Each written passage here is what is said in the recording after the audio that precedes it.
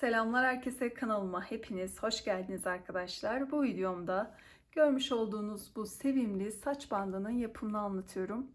Tam da baharlık, hoş bir saç bandı. Yetişkin, bebek, dilediğiniz gibi herkese uygulayabileceğiniz bir model. Buradaki çiçek sayımız 10. Yetişkin birini öreceksek isterseniz bu sayıyı artırabilirsiniz. Ayrı ayrı örülmüş olarak görünse de modelimizi tek seferde örüyoruz. Arka kısmı bu şekilde. Bağcık kısmı da böyle. Bu kısımları ben inci diktim. Siz dilerseniz sade de kullanabilirsiniz veya benim gibi inci de dikebilirsiniz. Bir de nako ile ördüm. Bu şekilde hoş bir, yumuşacık bir bant elde ettim. Siz dilediğiniz gibi örebilirsiniz veya pamuklu bir iple de örebilirsiniz. Burada kullandığım ip ve anlatacağım ip anti peeling özellikli bebe yünü. Tığ numaram ise 2,5.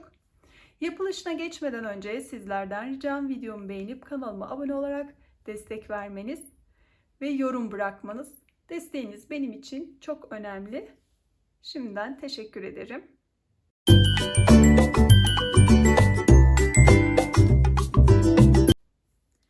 Sıkı örenler 3 numara ile de örebilir.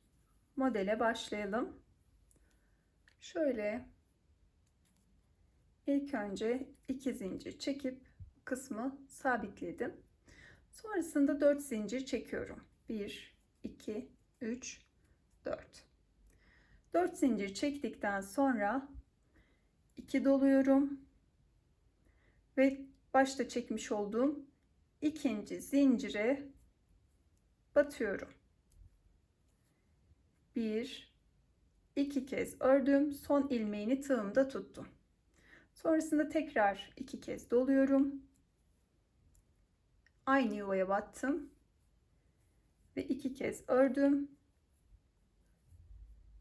Tığımda 3 tane ilmeğim oluştu ve üçünü birlikte örüyorum. Sonrasında bir zincir ile sabitledim. Tekrar 4 zincir çekiyorum. 4 zincir çektim. Yine 2 doladım. Şu şekilde bu 1, 2, 3 tane ilmeğimiz vardı. Bunlardan tığımı geçiriyorum. Şöyle bakın. İlmeğimi aldım. 1, yine 2 kez ördüm. Son ilmeği tığımda tuttum. Tekrar 2 doladım. Aynı yere battım. 2 defa da ördüm.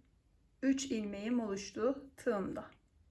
Bunların üçünü de birlikte ördüm.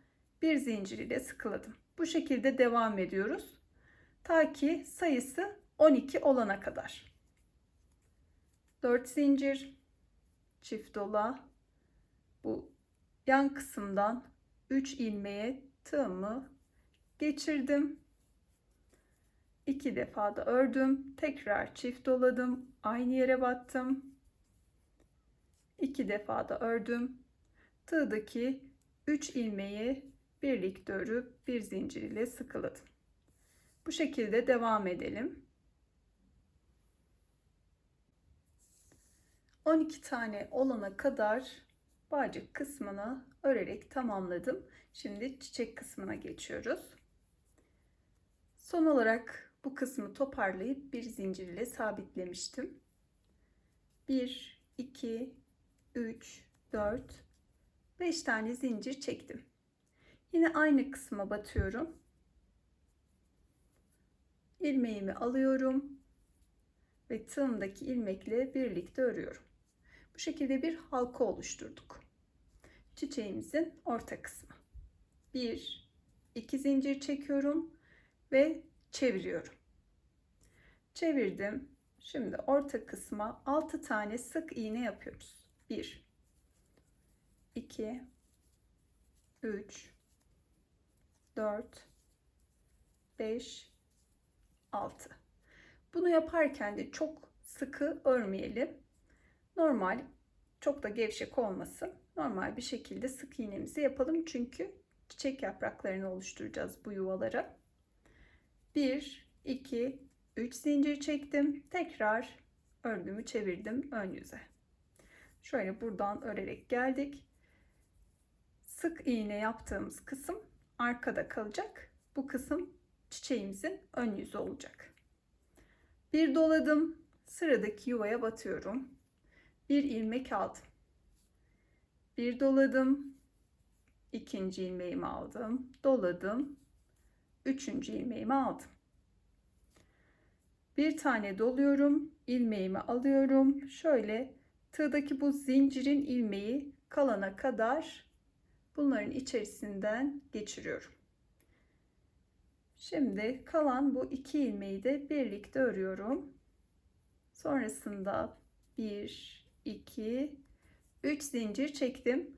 Başlangıçta olduğu gibi dönüyorum. Aynı yuvaya bir sık iğne yapıyorum. Devam ediyoruz aynı şekilde. 1 2 3 zincir, bir doladım. Sıradaki yuvaya 1 doladım, 2 doladım. 3 defa da dolayarak ilmek aldım. Sonra tekrar bir ilmek alıyorum ve içerisinden geçiriyorum. Bu zincir ilmeği hariç bu kalıyor. Bu kısımdan geçirdim. Sonra bu iki ilmeği de birlikte ördüm. Ardından 3 zincir, aynı yuvaya bir sık iğne. İkinci yaprakta tamamlandı bu şekilde. Aynı işlemleri tekrarlayarak devam ediyoruz. 3 zincir, sıradaki yuvaya geçiyorum. 1 2 3 dolayarak 3 ilmek aldım. Tekrar doladım. Bu kısmı bir ördüm. Sonra bu iki ilmeği de bir. Ardından 3 zincir, aynı yuvaya bir sık iğne.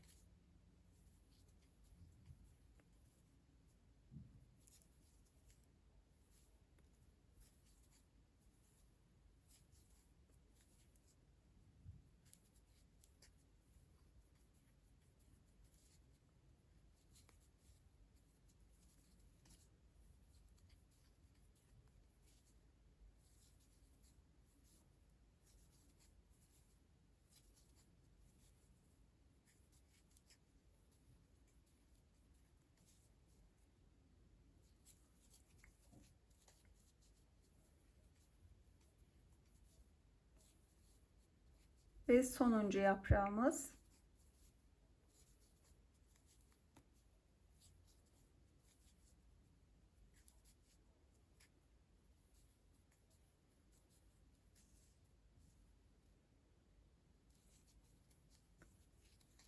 Bakalım.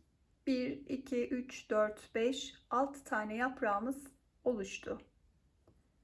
Çiçeğimiz tamamlandı. Şimdi devamını getiriyoruz. Bunu da şu şekilde yapıyoruz. Şöyle baktığımızda bağcığı ördük, geldik. Bu kısım ön yüzü modelimizin. Şöyle bir işlem yapıyoruz. Böyle sağdan sola doğru çiçeğimizi kaydırıyoruz. Yani bu kısmı üstüne getiriyoruz. Bu şekilde. Şöyle. Bu şekilde dururken şöyle üzerine getiriyoruz. Sonrasında çiçeğin ortasından tığımızı geçiriyoruz. Hemen bu kenar zincirin tepesine batıyoruz. Bu şekilde arkadan bir ilmek alıyoruz. Çiçeğin ortasından çıkarıyoruz ve bir sık iğne yapıyoruz bu kısma. Yani burayı böylece sabitlemiş olduk. Sonrasında 1 2 3 4 5 zincir çekiyoruz. Ardından 1 2 3 doladık bu kez. Bu kısımlarda 2 doluyorduk. bantın alt kısmında 3 dolayarak yapıyoruz. 3 doladık. Çiçeğin ortasından batıyorum. Şöyle tığımı geçirdim. Sonra şu kısma batıyorum. Zincirle trabzan arasına. Tam bu dip kısma. İlmeği aldım. 1 2 3 defa ördüm ve son ilmeğini tığımda tuttum. Tekrar 3 doladım. Aynı yerden boşluktan battım. Şöyle bu kısma batıyorum bu kez.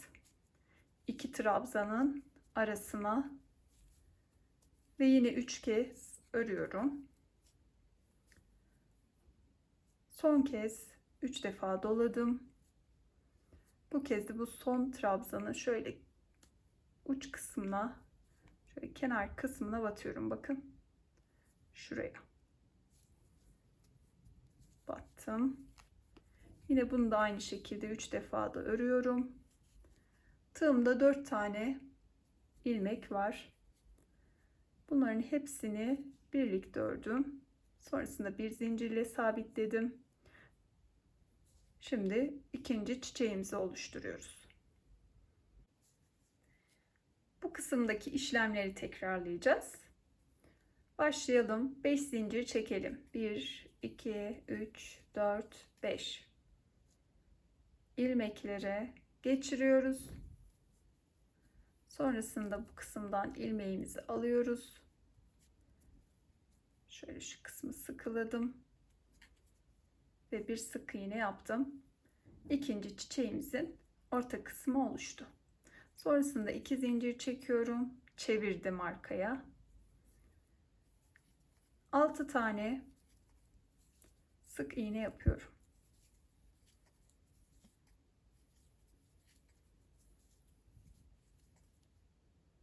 Altı sık iğne yaptıktan sonra 1 2 3 zincir çektim. Örgümü çevirdim ön yüze. Şimdi yapraklarımı oluşturuyorum. Bir doladım, hemen sıradaki yuvaya battım. Bir ilmek aldım. Bir doladım, 2, bir doladım, 3. Sonrasında birlikte örüyorum. Buradaki zincirin ilmeği ve bu ilmeği de birlikte örüyorum. 3 zincir, aynı yuvaya bir sık iğne. Bu şekilde üzerine dolduralım. Sonrasında arka kısmı bir kez daha birlikte örelim. İkinci çiçeği de tamamladım. Şimdi arka kısmı örüyoruz.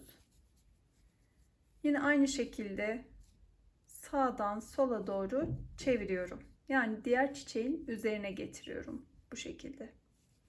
Tekrar göstereyim. Şöyle alıyorum. Ardından bu yuvanın içerisinden tığımı geçirdim. Arka taraftan bu zincirin hemen yuvasına batıyorum. İlmeğimi aldım. Sık iğne ile sabitledim. 5 zincir çekiyorum. Ardından 3 doluyorum. Aynı boşluktan battım. Hemen burada ilk trabzanın tepesine batıyorum. İlmeğimi aldım.